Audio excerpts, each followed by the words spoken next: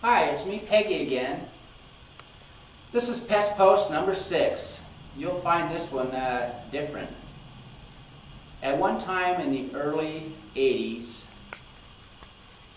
we had the contract to spray occasionally out at the world-famous Mustang Ranch brothel when Joe Conforti still owned it. This was, we went out there on times to do spiders and ants at different times. And we would go out there and we'd be out there for a few hours because you had to work between women, their shift things, between their active participation, everything like that. We had to work in that manner. So we went out there, and of course, when you go to Mustang Ranch, I think it was myself and I think Roger was with me at the time. Anyway, Roger and I go out, and we're going to spray for spiders and ants because they have a complaint about spiders and ants.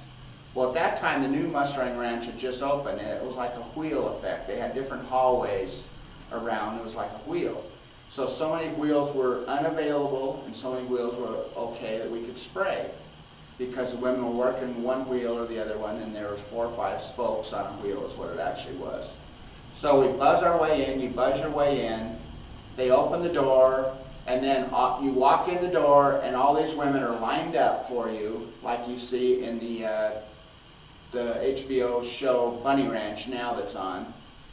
But then it was the same thing. They line up for you, and they all introduce themselves, and we just said to the madam at the time, who actually was Sally Conforti, was there at that time, and she said, oh no, they're not here, girls, to do it. They're here to work.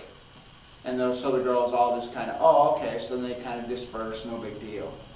So we went ahead and we were asking her, well, what's the problem? She said, I'll have my other madam help show you around and show you where we want this stuff done.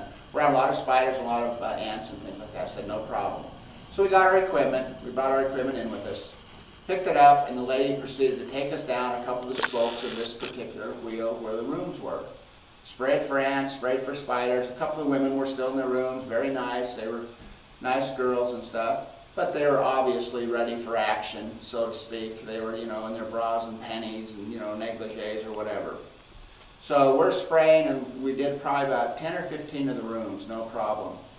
So we did that, get the rooms done, and then we're just kind of waiting outside, and the madam said, well, I'll have to, she said, how much was the bill? I can't remember what it was, a couple $100, whatever it was. I don't remember at that point in time.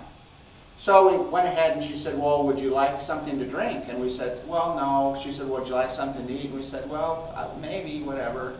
She said, well, we have a lunchroom that the girls, we have a breakfast and lunchroom for the girls. And she said, would you mind waiting there while I go get the money to pay you? And we said, no, that's fine.